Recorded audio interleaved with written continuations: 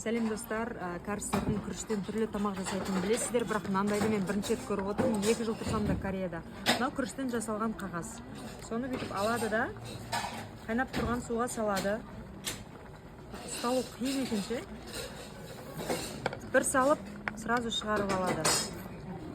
Міне, сразу алып,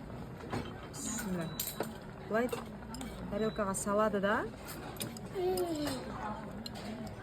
ішіне мына жердегі дайындап алып келген тамақтарды салады. Менде күріш, водоросли, кепкен балдырлар, және де қазір қайнап тұрған етті саламыз. Міне, сөйтіп ораймыз.